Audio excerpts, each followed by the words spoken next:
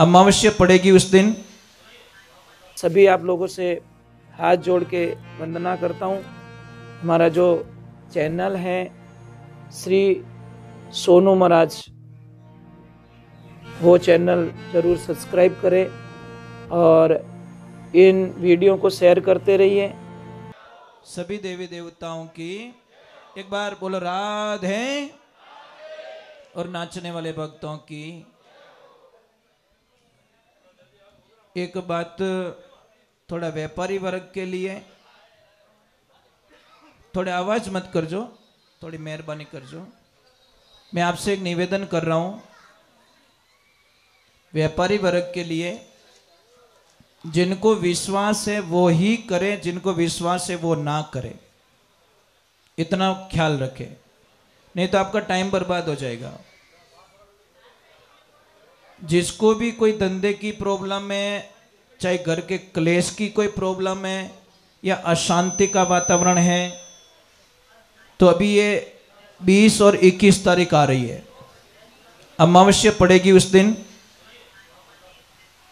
शाम के टाइम में एक नारियल लेना, श्रीफल, उसको थोड़ा छील देना और थोड़ी चोटी रखते ना हम लोग एक साइड में, पूरे घर के बाहर निकलिए और घर के सामने मुंह करके उसको नारियल को 21 बार ऐसे मेन गेट पे घुमा के, राइट घुमाना, क्लॉकवाइज राइट, ऐसे मत घुमा देना, राइट घुमा के उस नारियल को वहीं तोड़ दो, फिर दोनों हाथ में वो ले लीजिए आधा आधा। परंतु उसको करना क्या, ऐसे फेंकना है, ऐसे विपरीत दिशा में, मतलब राइट वाला लेफ्ट और लेफ्ट वाला राइट में। और भगवान को बोलना है, प्रभु हमारे घर में जो क्लेश है, प्रॉब्लम्स है, वो सारी आप लेके जाइए।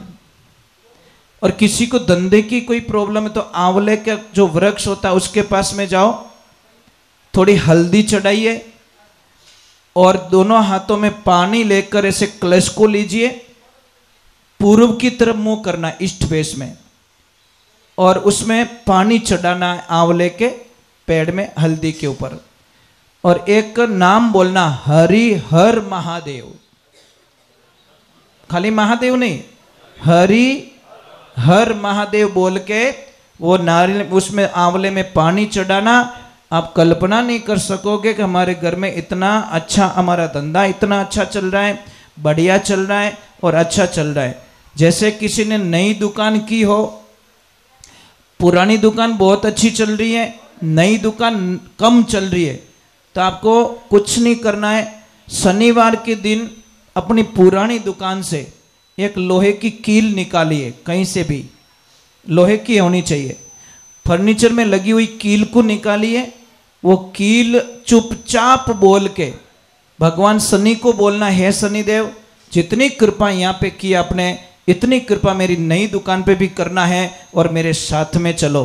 ले जाकर उस कील को गले में डाल दीजिए या कहीं भगवान के दरबार में रख लीजिए। आपकी जिंदगी में इतनी खुशी आएगी जिसकी कल्पना नहीं कर सकते। जिसके भी बच्चे पढ़ाई में कमजोर है, पढ़ाई में कई लोगों को बहुत सारी प्रॉब्लम्स होती है, बच्चे को याद नहीं रहता, बच्चे पढ़ना चाहते परंतु भूल जाते, पढ़ना चाहते परंतु भूल जाते। उस बच्चे के लिए क्या करना है, पूर्णिमा के दिन कोई देसी गौ रखता हूं, देसी गाय माता, वो नहीं चाहिए, जर्सी गाय, देसी गाय, वहां पे जाइए, आपके सामने उसको बोलिए कि अभी इसका दूध मुझे चाहिए, थोड़ा बछड़े को पीने दो, और उसको इतनी रिक्वेस्ट करनी है कि मुझे आगे वाले थन है ना उसका दूध चाहिए, पीछे वाले नहीं, आगे वाले थन का दूध निकालिए और दूध निकाल के घर पे लाइए पूर्णिमा के दिन। फिर घर पे लाके खीर बना दीजिए, ड्राई फ्रूट जो भी डालना है, उस खीर को कम से कम 1-2 घंटे तक चंद्रमा का प्रकाश दिखाना है और फिर उस बच्चे को आप खिला दीजिए। आप कल्पना नहीं कर सकते, जो पढ़ना नहीं चाहता है वह भी बच्चा जबरदस्ती पढ़ाई में मन लगेगा और आप कल्पना नहीं कर सकते, इतनी बढ़िया बात है। ये ध्यान रखें, गाय के दूध में बहुत शक्ति होती है, परंतु अपने बूढ़िया लोग कहीं कहता है वेड़ारा वयोड़ा मोती निपजे। एक बात का ध्यान रखना, इस दुनिया में सारे लोग, आपका पार्टनर, आपका भाई, आपका सगा, आपका मित्र, आपका पड़ोसी, इनमें से कोई नहीं चाहेगा कि ये आदमी मेरे से आगे निकले। आपका पार्टनर कभी नहीं चाहेगा कि मेरे से अलग होने के बाद में मेरा पार्टनर मेरे से डबल कमाए। आपका दोस्त कभी नहीं चाहेगा कि मेरा दोस्त मेरे से ज्यादा कमाए। आपका भाई भी चाहेगा कि वो मेरे से पीछे रहे, आगे ना जाए। एक क्लास में पढ़ने वाला बच्चा कभी नहीं चाहेगा कि ये लड़का या लड़की मेरे से अच्छे नंबर लाए, मेरे से पीछे रहे। पर दुनिया में दो ही ऐसे महापुरुष होते हैं, वो चाहते कि ये लड़का हमेशा हमारे से आगे निकले। वो कौन होते? पेरेंट्स। माँ बाप रे अलावा कोई दुनिया में आपको आगे बढ़ने का सपना, आशीर्वाद नहीं देंगे। सिर्फ माता पिता के अलावा। माता पिता चाहते कि मेरा बेटा मेरे से बहुत आगे बढ़े, बहुत आगे बढ़े। तो एक बेटे ने पिताजी के व्यापार पे ध्यान दिया और पिताजी की इच्छा थी कि बेटा हमारी 40 साल की पेढ़ी है, इसका थोड़ा ध्यान रखना। बेटे ने बात सुनी और बैठ गया पेढ़ी पे। अब उसने व्यापार इतना फैला दिया महाराज, बहुत ज्यादा व्यापार फैला दिया।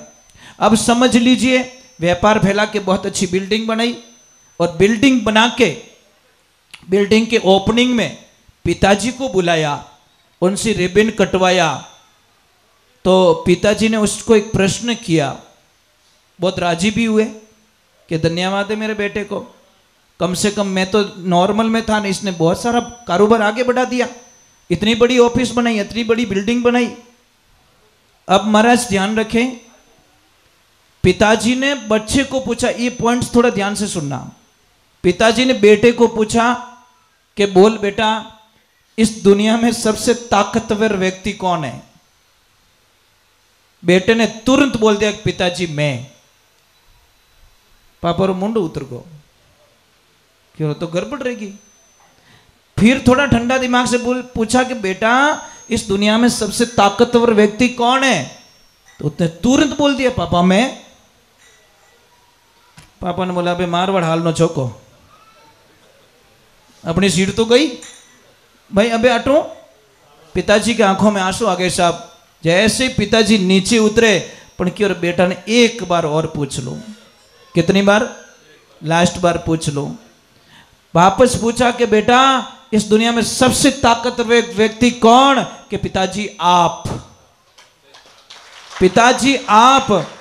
तो पापा ने बोला, बेटा 2 बार जब पूछा तो तूने बोला मैं हूं मैं हूं, मार तो कालजू काट दियो कि पापा उस वक्त में आपके दोनों हाथ मेरे कंधों पे थे, इसलिए मैं दुनिया का सबसे ताकतवर व्यक्ति था। जैसे ही आपके हाथ हट गए आप 1 बन गए, मैं 0 बन गया। इन्हें वास्ते जिन माते माँ बाप रो हाथ कंधों माते है ने, उससे बड़ा ताकतवर दुनिया में कोई हो नहीं सकता। इन्हें वास्ते महापुरुषों, आप कितना भी कमा लेना, कितना भी कुछ कर लेना, पर माँ बाप ने मत सताई जो।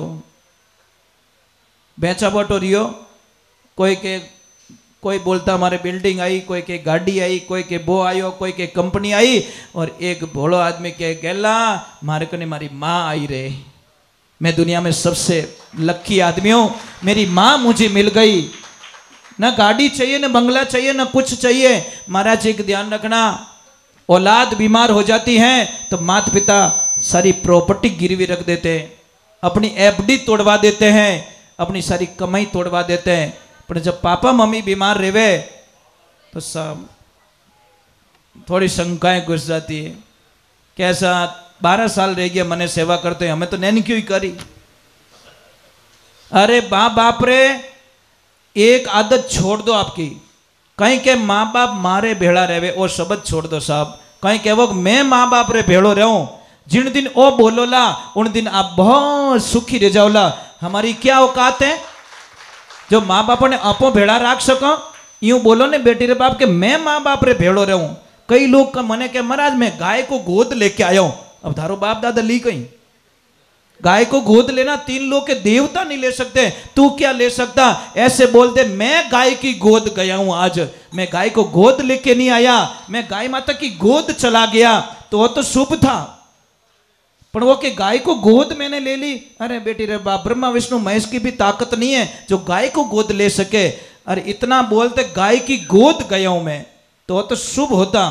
महाराज कई लोग क्या करते हैं, अभी हमारे कुछ दिनों पहले कोई किसी ने सत्संग बुकिंग करवाई और हमें पूछा कि महाराज ये तारीख है लिख दीजिए, और नाचने वाला हाथे आई कि नहीं आई।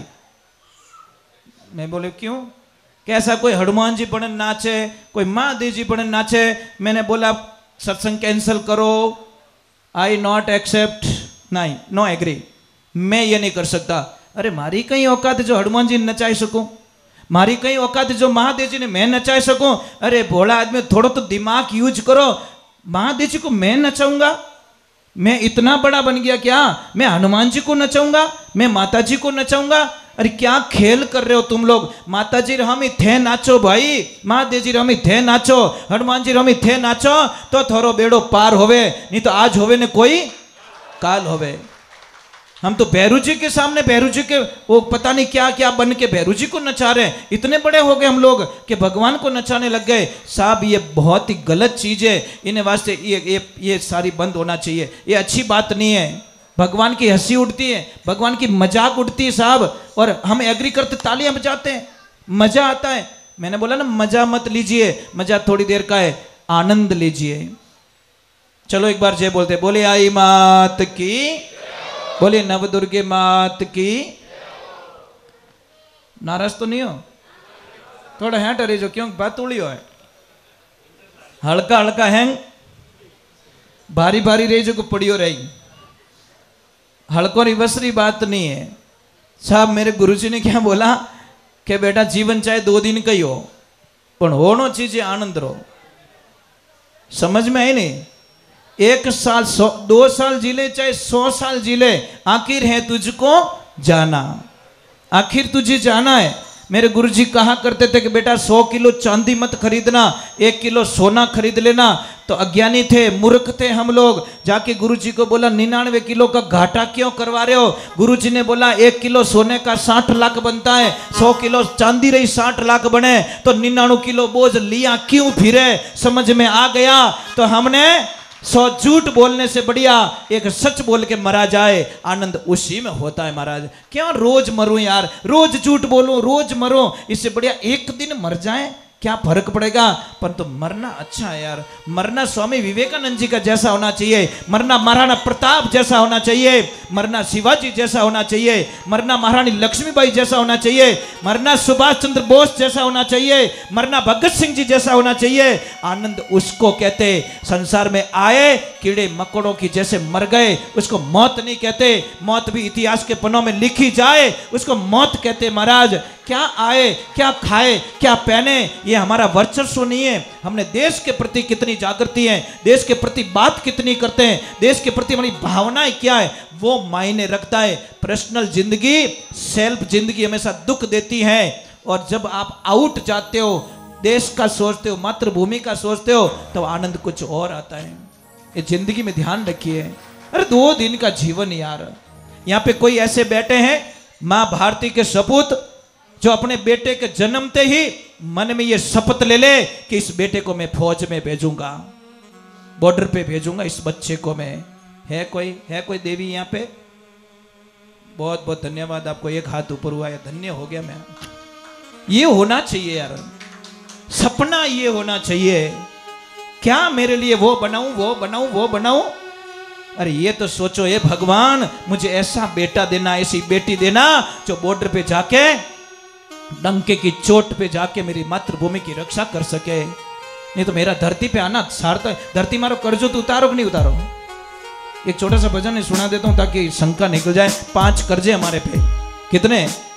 जब तक ये कर्जे नहीं उतारेंगे हमारी मुक्ति होने वाली नहीं है।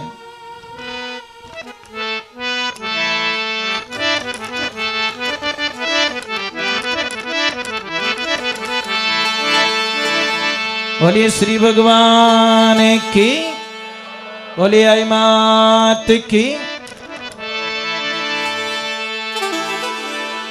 सूरा होना सेज है, सूरा होना सहज है, तो घड़ी